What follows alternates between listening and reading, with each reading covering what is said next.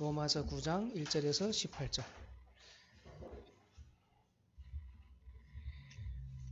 교독하도록 하겠습니다. 내가 그리스도 안에서 참말을 하고 거짓말을 아니하노라. 내게 큰 근심이 있는 것과 마음에 그치지 않는 고통이 있는 것을 내 양심이 성령 안에서 나로 더불어 증거하노니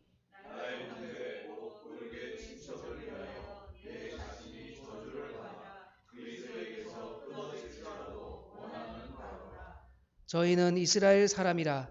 저희에게는 양자됨과 영광과 언약들과 율법을 세우신 것과 예배와 약속들이 있고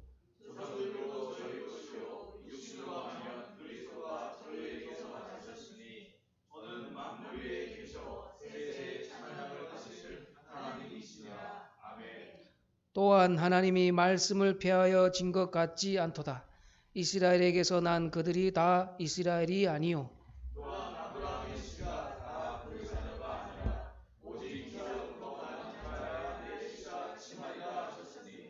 곧 육신의 자녀가 하나님의 자녀가 아니라 오직 약속의 자녀가 씨로 여기심을 받느니라.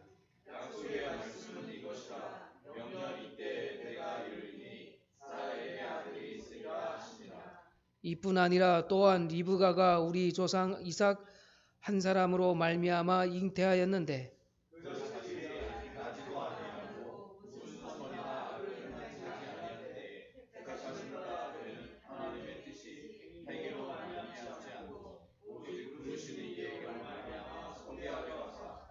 리브가에게 이르시되 큰 자가 어린 자를 섬기리라 하셨나니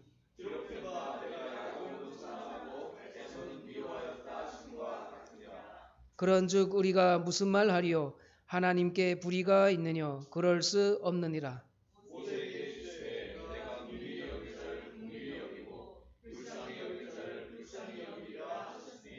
그런즉 원하는 자로 말미암음도 아니요 다른 박질하는 자로 말미암음도 아니요 오직 긍휼히 여기시는 하나님으로 말미암음이니라.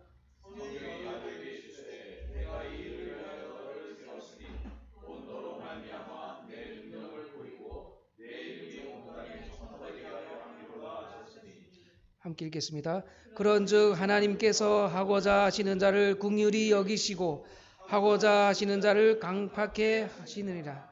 아멘. 기도하겠습니다. 하나님 아버지 감사합니다. 수요일 저녁에 기도회로 이 자리에 모였습니다. 하나님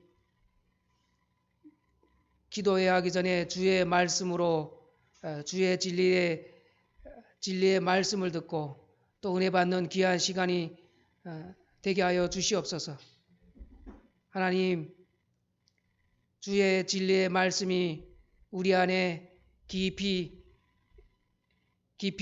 뿌리 내리게 하여 주시옵시고 또 우리의 삶 가운데 그것이 주의 자녀답게 살 수 있는 그런 은혜를 더하여 주시옵소서. 우리에게 어려운 일이 있으나 기쁜 일이 있으나 항상 하나님께 감사하며 찬양하는 삶을 살게 하나님 도와주시옵소서. 감사하며 예수님 이름으로 기도드립니다. 아멘.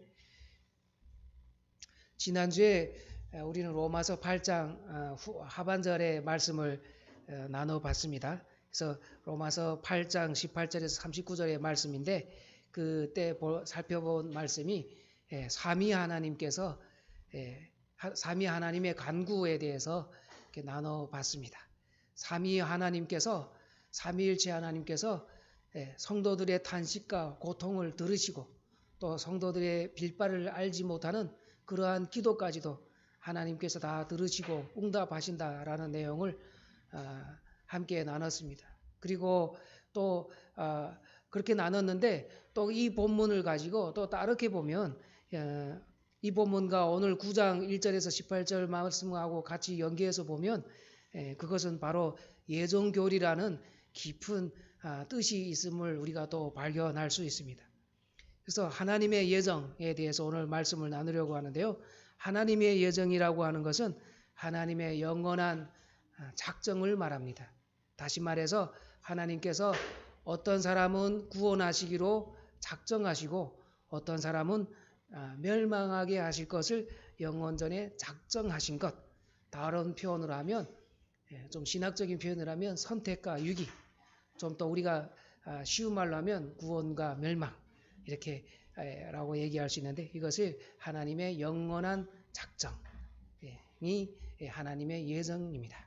그래서 하나님은 어떤 사람들을 구원에 이르도록 하시고 또 어떤 사람들을 멸망에 이르도록 예정하셨다가 할 때 이러한 구원과 멸망, 다시 말해서 선택과 유기에 대한 예정을 잘못 이해하는 사람들이 많습니다. 그것이 바로 개혁주의 신학을 따르지 않는 다른 진영의 사람들과 또 천주교, 이렇게 로마 가톨릭이나 이런 신학이 그렇습니다. 9장 13절에서 내가 야곱은 사랑하고 에서는 미워하였다라고 하는 말씀에서 사랑하고 미워하였다라는 이런 상반된 단어가 나오는데요. 여기에서 표현을 빌어서 제가 질문하겠습니다. 먼저 하나님은 구체적으로 어떤 사람을 사랑하기로 하셨는가? 교회 잘 나오는 사람입니까? 아니면 잘 믿는 사람입니까? 아니면 거룩하게 사는 사람입니까? 첫 번째 질문입니다. 두 번째 질문은 하나님은 구체적으로 어떤 사람을 미워하시기로 하셨는가? 그것은 죄를 짓고 악한 사람입니까? 아니면 또 어떤 사람을 하나님이 사랑하고 미워하십니까? 이 둘 중에 어떤 사람입니까? 낚이시면 안 됩니다. 대답은 둘 다 아닙니다. 질문은 하나님의 예정의 원인이 어디에 있느냐라는 것인데 그 사람의 행위나 공로를 하나님이 미리 보시고 어떤 사람을 구원하시고 어떤 사람을 멸망하게 하시는가라는 그런 내용에 있는 것이기 때문에 이것은 대답은 둘 다 아닙니다. 이렇게 하나님은 선택과 유기하시기로 하신 작정이 사람의 행위에 있다고 말하는 사람들은 과거에도 있었고 지금도 그렇게 말하는 사람들이 있습니다. 사람의 행위를 강조하는 사람들은 하나님의 예지를 잘못 얘기합니다. 하나님의 예지라고 하면 하나님의 창조한 모든 그러한 피조물을 하나님께서 미리 아신다라고 해서 이런 예지라는 단어를 이렇게 쓰게 되는데 이렇게 하나님의 예지를 오도하는 이런 잘못된 주장은 오히려 사람들의 행위를 이제 주장하는 데까지 가게 됩니다. 성도가 거룩하게 살 것을 살고 믿음으로 살 것, 아니면 헌금을 많이 할 것, 아니면 거룩하게 살 것 같은 것을 하나님이 영원전에 미리 보시고 구원하실 것이다 하셨다라든지 아니면 죄를 짓고 악하게 행할 것 같은 사람을 미리 아시고 멸망에 이끄신다라고 이렇게 말하는 것입니다. 예를 들어서 성령 형제가 믿음이 좋잖아요. 그래서 성령 형제가 약간 헷갈립니다. 성령 형제가 교회를 지금 잘 나오니까 하나님이 저 잘 나오는 거 봐서 그래서 성령이를 구원했어. 이렇게 말할 수 있다라는 것입니다. 아니면 교회를 뜨문뜨문 나오거나 아니면 교회를 전혀 안 나오는 사람 보고 하나님은 유기하셨구나 라고 이렇게 하나님을 본다라는 하나님에 대해서 이렇게 생각을 할 수 있다라는 것이죠. 그러면 우리가 사람에 대해서 평가를 많이 이렇게 잘못된 평가를 많이 하겠죠. 이렇게 이런 주장을 가질 수 있고 이것이 곧 행위가 그 행위를 보시고 하나님이 예정하셨다라는 것을 주장하는 사람들이 있습니다. 이렇게 하나님께서 사랑하시고 미워하시는 것, 다시 말해서 값없는 구원을 베푸시고 거부하시는 것은 행위에 있지 않습니다. 구원은 믿음으로 사는 것에 있지 않고 멸망은 죄를 짓는 것에 있지 않습니다. 하나님의 선택은 행위에 있지 않습니다. 인간이 무엇을 할지에 대한 조건이 하나님의 선택을 가늠하지 않습니다. 성도가 선을 행할 것을 미리 하시고 구원하신다든지 아니면 악을 행할 것을 미리 하시고 멸망하게 하신다고 주장하는 사람들이 과거에도 있었고 지금도 있고 앞으로도 계속 그렇게 할 것입니다. 회사에서는 사람을 뽑을 때 어떻게 뽑습니까? 회사에 충성할 것 같은 사람을 뽑죠. 그리고 회사에 더 큰 이익이 있을 것 같은 사람을 뽑습니다. 그 사람이 어떤 사람인지 몰라요. 그렇지만 스펙을 보는 것 같지만 이제 잘못된 채용 방법으로 보면 아버지가 구청 공무원이나 시청 공무원이면 우리 회사 이익이 될 것 같아서 뽑는다든지 이런 것들이 이제 사회가 하는 짓이죠. 근데 이것이 잘못되면 하나님도 그렇게 이렇게 그 사람이 뭐 할 것 같으면 이렇게 구원하시고 이렇게 하는 거 보시고 이렇게 한다라고 하는 것은 우리에게 전적으로 행위로 구원으로 갈 수밖에 없는 그러한 신앙으로 이끌 수밖에 없다는 것이죠. 예정론, 예정교리를 잘못 오해하는 사람들은 이렇게 자기 자신의 의를 드러내고 하나님의 주권을 거부하는 사람들입니다. 하나님의 예정에 대해서 불순종하고 거부하는 사람들처럼 이렇게 하나님 앞에서 높아지려고 하는 것이죠. 우리는 하나님의 예정이 어떤 사람은 구원하시고 어떤 사람은 멸망하게 하시려고 하시는가라는 것은 하나님의 주권에 달려있다라는 것을 오늘 말씀을 통해서 긴 서론을 통해서 얘기했지만 말씀을 통해서 살펴보도록 하겠습니다. 처음에 이제 로마서 8장에 대해서 이렇게 같이 오늘 본문하고 보시겠다고 했잖아요. 그래서 로마서 8장에 나타난 하나님의 예정에 대한 본문이 28절에서 30절의 말씀입니다. 함께 읽어볼까요? 우리가 알거니와 로마서 8장 28절 30절 우리가 알거니와 하나님을 사랑하는 자 곧 그 뜻대로 부르심을 입은 자들에게는 모든 것이 협력하여 선을 이루느니라. 하나님이 미리 아신 자들로 또한 그 아들의 형상을 본받게 하기 위하여 미리 정하셨으니 이는 그로 많은 형제 중에서 맏아들이 되게 하려 하심이니라. 또 미리 정하신 그들을 또한 부르시고 부르신 그들을 또한 의롭다 하시고 의롭다 하신 그들을 또한 영화롭게 하셨느니라. 28절에서 하나님을 사랑하는 자라고 했는데 이렇게 하나님을 사랑하는 자는 어떤 사람인지를 알 수 있습니다. 하나님이 이렇게 하나님을 사랑하는 자는 하나님이 미리 아신 자이기 때문에 예지로 이렇게 하나님의 예지라고 부를 수 있고요. 하나님께서 29절 보시면 그 뜻대로 부르심을 입은 자라고 해서 그 아들이 형상을 본받게 하기 위해서 예정하셨으니까 예정. 그리고 예지하시고 좀 어려울 것 같습니다. 예지하시고 예정하신 자들을 부르신 자들을 부르심, 또 부르신 자들을 의롭다 하시기 때문에 칭의, 더 나아가서 영화롭게 될 사람들이 하나님을 사랑하는 자입니다. 이렇게 하나님을 사랑하는 자인데 이렇게 예정이라는 말은 각 사람이 어떻게 될 것인가에 대한 하나님의 영원한 작정을 가리킵니다.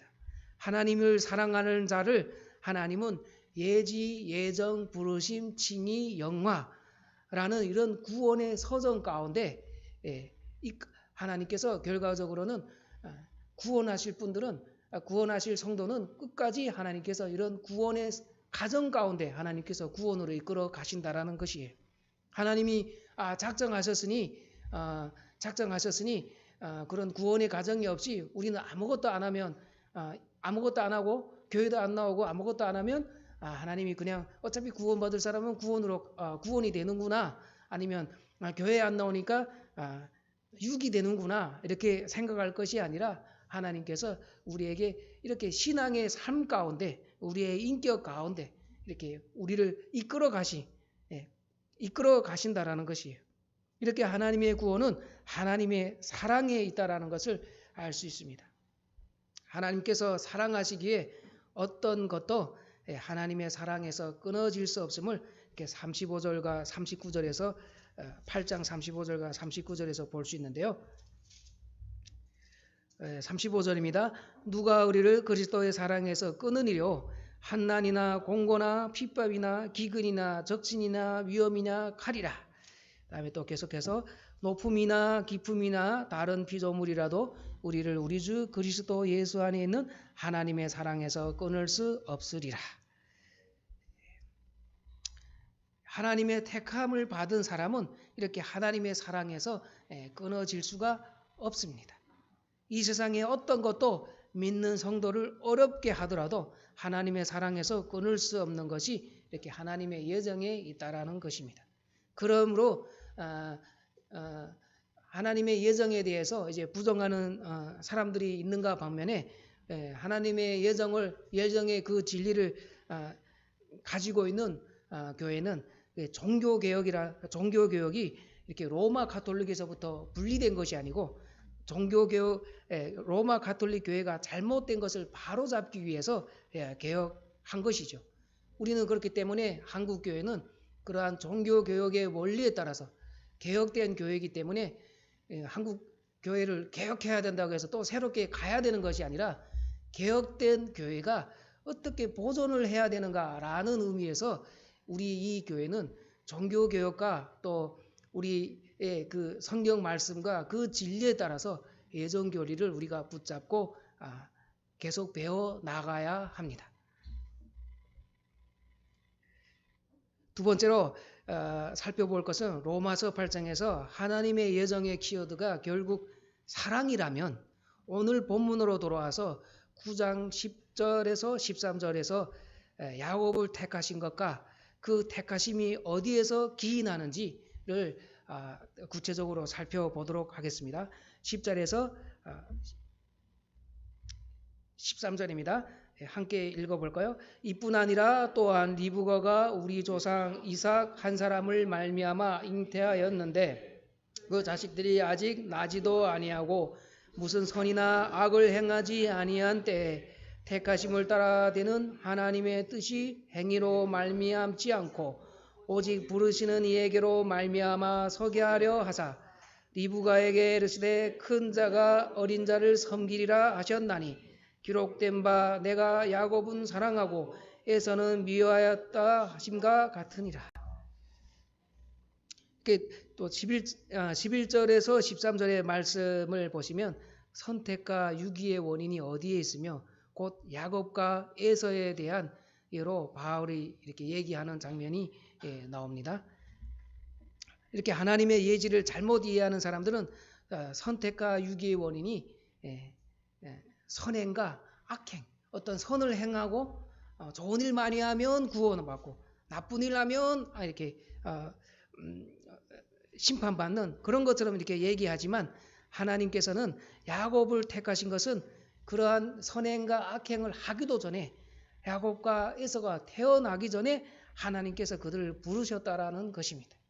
하나님은 내가 야곱은 사랑하고 에서는 미워하였다.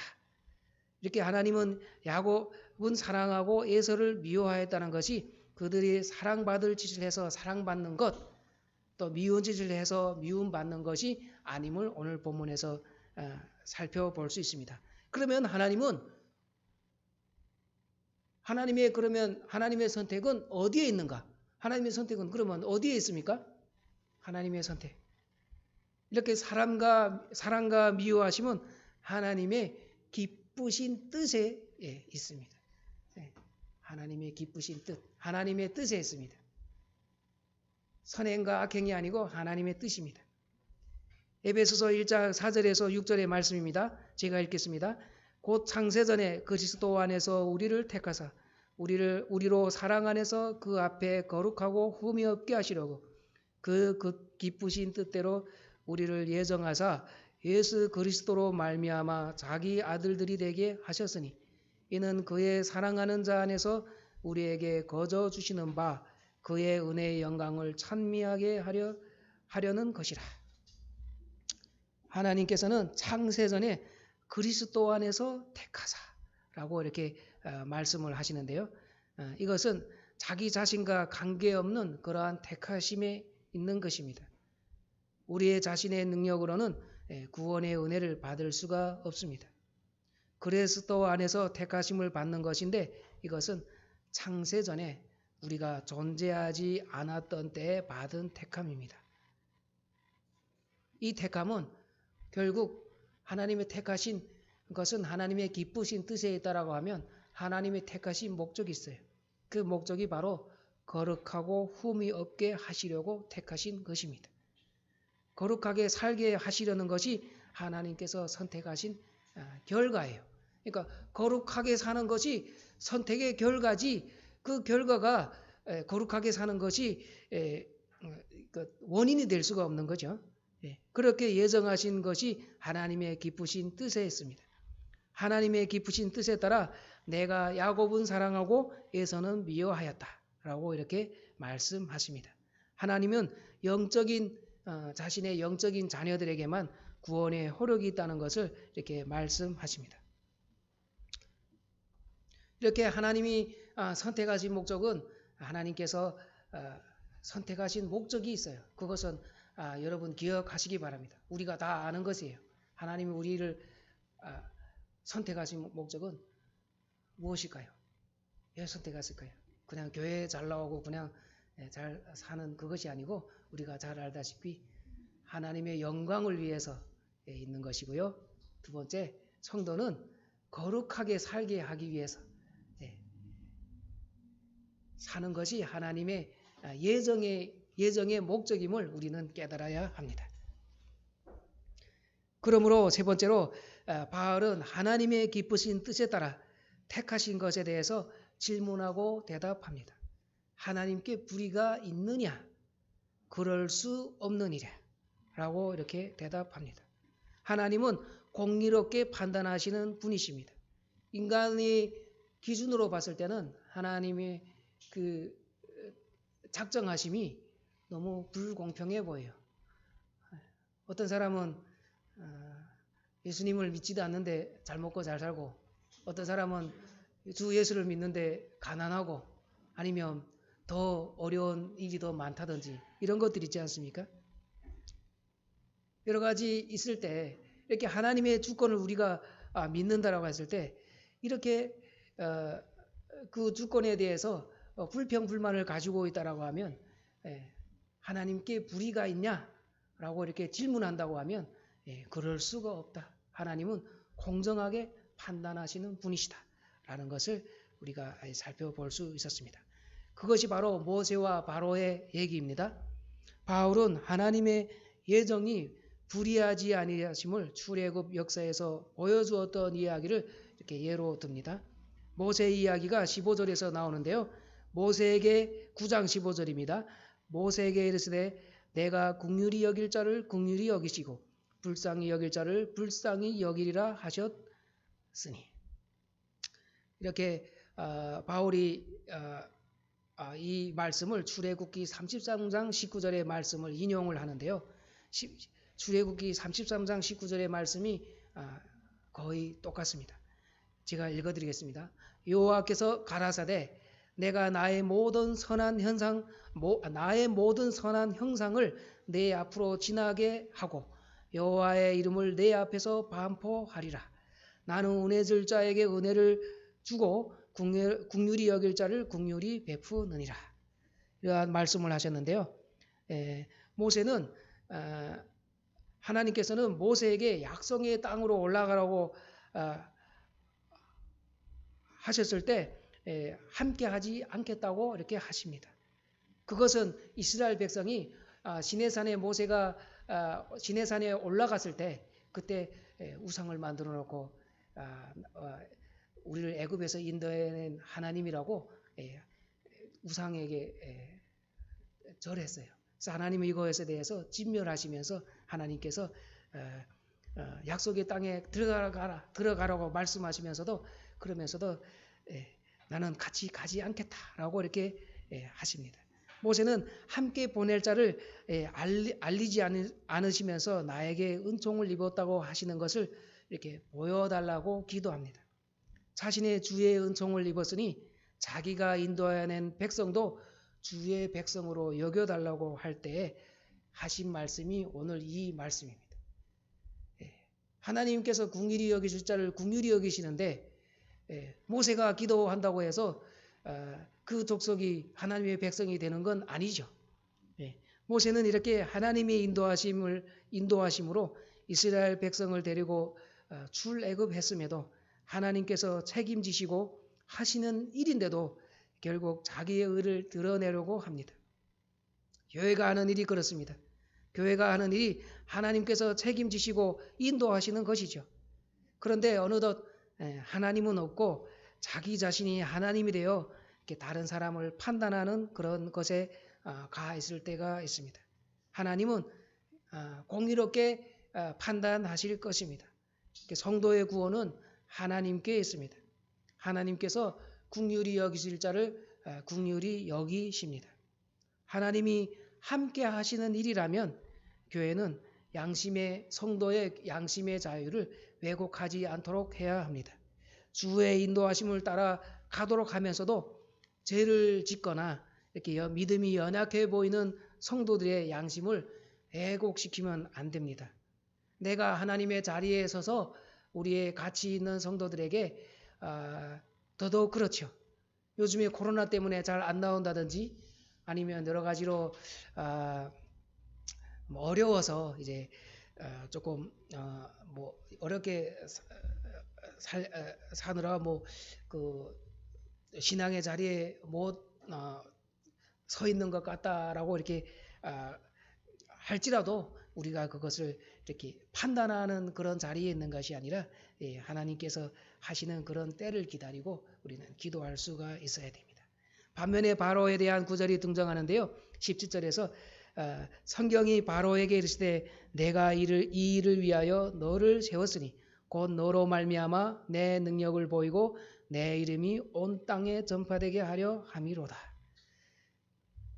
모세와 바로를 비교합니다. 출애굽기 9장 16절의 말씀이 인용됩니다. 하나님께서 애굽에 재앙을 내리시는 가운데 모세가 하나님의 말씀을 바로에게 전하는 내용입니다. 그것이 바로 출애굽기 9장 16절의 말씀인데요. 내가 너를 세웠으면 나의 능력을 내게 보이고 내 이름이 온 천하에 전파되게 하려 하였습니다. 이렇게 하나님께서는 모든 재앙을 통해 그분이 애굽을 심판하시며 주관하시는 하나님이심을 알게 하십니다. 하나님이 10가지 재앙을 이렇게 계속 단계별로 내리시잖아요. 한 번에 애굽을 멸망하게 하실 수도 있었어요. 그렇지만 하나님께서 계속 이렇게 10가지 단계로 갈 때까지 바로의 마음을 강팍하게 하셨다고 합니다. 여기 개역 한글에는 완악하게 하셨다라고 하시는데요. 그런 단어가 나오는데요. 이렇게 하나님의 능력과 이름이 온 땅에 전파되게 하기 위해서 강팍하게 하셨다라고 하시는 것이에요. 그래서 이렇게 예수님을 믿지 않고 그 다음에 유기된 자다. 우린 잘 모르죠. 우린 잘 모를 때 그런 사람이라고 할 때 이것이 하나님께서 강팍하게 하신 거예요.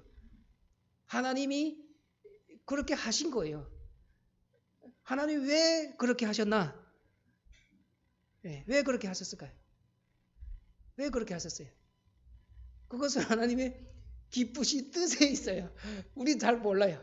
이 세상에서 죄를 짓고 이렇게 악을 행하는 사람들 보면 이렇게 경제적인 면에서나 다른 면에서 더 잘 되어가는 그런 외적인 모습을 보게 됩니다.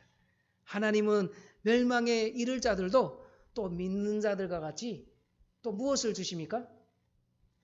일반 은총을 주시죠. 그들에게도 햇빛을 주시고 비를 주시고 더 잘 먹을 수 있는 은혜도 주세요. 그렇지만 하나님께서 특별히 이들의 마음을 강팍하게 하시고 하시는데 그것이 바로 특별 은총이 없다라는 것이에요. 이렇게 유기자를 두시는 이유가 어떤 것인지 바로를 통해서 우리가 알 수 있습니다. 이렇게 하나님의 선택과 유기는 하나님의 기쁘신 뜻에 있다는 것을 살펴보았습니다. 이렇게 하나님의 뜻은 모든 것을 이롭게 하십니다. 하나님께서 왜 어떤 사람은 생명에 어떤 사람은 죽음에 이르도록 예정하셨는가 라고 공격할 것이 아니라 하나님은 의를 실현하시는 일을 실현하시는 그게 하나님의 정당한 길이에요. 하나님의 공평한 길입니다. 사람들은 하나님이 너무 불의한 것 아닌가? 이렇게 물어볼 수가 있죠. 그러나 우리는 하나님의 뜻이 감춰져 있기에 다는 알 수가 없습니다. 우리가 하나님을 알 수가 없어요. 그냥 하나님의 기쁘신 뜻에 있어요. 9장 20절 말씀을 보시면 이 사람아 내가 네 귀에 감히 하나님을 힐문하느뇨 지음을 받은 물건이 지은 자에게 어찌 나를 이같이 만들었느냐 말하겠느냐. 우리는 감히 하나님께 이렇게 반문할 수가 없습니다. 하나님의 의로우심은 이렇게 인간이 측정할 수 있는 것이 아닙니다. 우리는 그 이유를 이해할 수 없기 때문에 하나님의 불의하지 않으신가 또 아니면 나에게 어려움이 있을 때 믿는 성도라 할지라도 나에게 어려움이 있을 때 하나님이 너무 불의하지 않으신가 나에게 너무 혹독하지 않으신가 왜 나한테는 이런 것이 있는가 라고 이렇게 물어볼 것이 아니라 하나님의 뜻이 있으며 하나님의 주권을 믿고 살아가야 됩니다. 제가 미국에 갔을 때 어찌 보면 미국 기쁨의 교회에 있는 성도들 만났을 때 그 캐론 권사님이라는 분은 아들이 없었어요. 이제 아들이 안 계시고 이제 쭉 갔는데 다 아들이 없고 다 아들이 자녀 없는 분을 집에 많이 갔어요. 너무 마음이 아팠어요. 근데 그분들이 그냥 하나님의 주권에 맡기고 우리는 그냥 순종합니다 이러면서 그러시더라고요. 우리 마음이 되게 아팠는데 미국에 가서 진짜 김일성 별장보다 더 큰 별장에 사는 집들에 이렇게 가봤는데 그분들에게 그런 아픔이 있더라고요. 그러면서도 하나님의 주권, 나에게 있는 그것에 대해서 불의하게 생각하지 않고 하나님께 겸손히 나아가는 모습을 봤습니다. 존 오웬도 그렇죠. 존 오웬도 11명의 자녀를 두고 있었습니다. 그렇지만 10명의 자녀가 다 죽었어요. 한 명의 자녀도 결국 결혼하자마자 또 죽게 되었어요. 정말 한 11명 정도 죽으면 포기할 때 되지 않습니까? 근데 그럼에도 불구하고 이렇게 믿음을 지키고 많은 책을 써서 이렇게 후배들에게 그 영향을 끼치고 주의 진리를 전하는 것을 보면 참 하나님의 하시는 일을 우리는 다는 알 수가 없다라는 것입니다. 그러면 예정교리를 하나님의 주권에 대해서 우리가 이렇게 알게 되었다라고 하면 우리는 어떻게 살아야 되는가 이렇게 질문할 수가 있습니다. 하나님이 예정하셨으니 우리는 아무것도 하지 않는 그런 꼭두각시가 되라는 것인가 아니면 우리는 선을 행할 필요가 없는 것인가 예정이 되었으니 막 살아도 되겠네 라고 이렇게 생각할 것인가 라는 것을 우리가 질문해야 됩니다. 그렇지만 우리는 이것에 대해서 이 질문대로 우리가 생각하는 것이 아니죠. 로마서의 말씀과 같이 은혜를 받았다고 죄를 계속 지을 수가 없고 우리가 하나님께서 예정하셨다고 해서 우리가 가만히 있는 그런 호소아비가 아닙니다. 하나님이 우리를 택하신 목적은 하나님의 영광을 위하여 살게 하시고 또 우리가 거룩하고 흠이 없는 삶을 살도록 하고자 하는데 있기 때문에 우리는 아무것도 하지 않는 것이 아니라 그 하나님이 주신 그 목적을 가지고 살아야 됩니다. 그리고 그 목적을 가지고 열심히 살아야 합니다. 신자로서 자기 책임을 가지고 살아야 됩니다. 신자에게 인격성이 있어요. 그 인격성을 가지고 살아야 됩니다. 그 인격성에 책임이 없이 하나님의 주권만 믿고 가만히 앉아 있는 것은 그런 사람이 없죠. 과거에는 있었나요? 그런 사람이 있을지는 모르겠습니다. 그렇지만 우리가 하나님의 주권을 머리로만 알고 실제로 실존으로 우리가 그 가지고 간다고 할 때 그것이 참 어려운 일이에요. 주권을 우리가 머릿속으로 너무 깊이 잘 알고 있어요.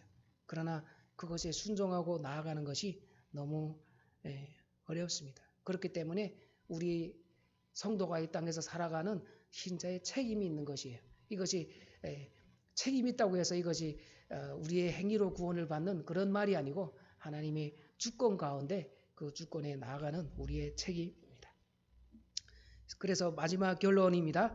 칼빈의 가르침에 따라 우리는 누가 예정된 자에 속하며 또 누가 거기에 속하지 않은지를 모르기 때문에 모든 사람들이 구원받기를 원하는 그런 마음의 소원을 가져야 마땅할 것이다. 우리는 몰라요. 그렇기 때문에 우리는 우리가 만나는 모든 자들을 우리의 평안에 함께 참여하는 자들로 만들기를 힘써야 한다는 것이다. 칼빈이 기독교 강요 3권 예정론 파트 마지막 부분에서 이렇게 우리에게 가르쳐 주었습니다. 기도하겠습니다.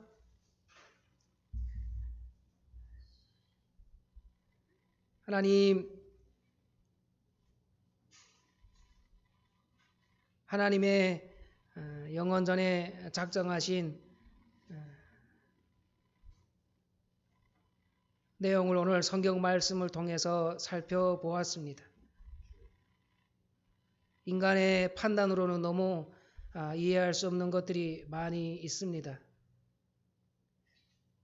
어떨 때 보면 불의해 보이는 그러한 인본주의 사고 방식으로는 불의해 보이는 하나님 같아 보입니다.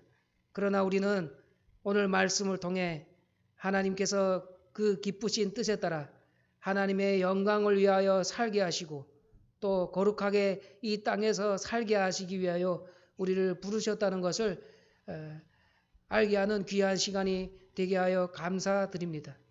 하나님, 우리가 그러한 하나님의 주권을 믿는 자로서 우리가 그 어떤 사람을 정죄하고 판단하고 그 사람을 정죄할 것이 아니라 우리는 더더욱더 하나님께 붙잡혀 우리가 가지고 있는 그 믿음의 분량에 따라 그 책임을 다하며 살아가는 거룩한 성도가 되게 하나님 도와주시옵소서. 예수님 이름으로 기도드립니다. 아멘.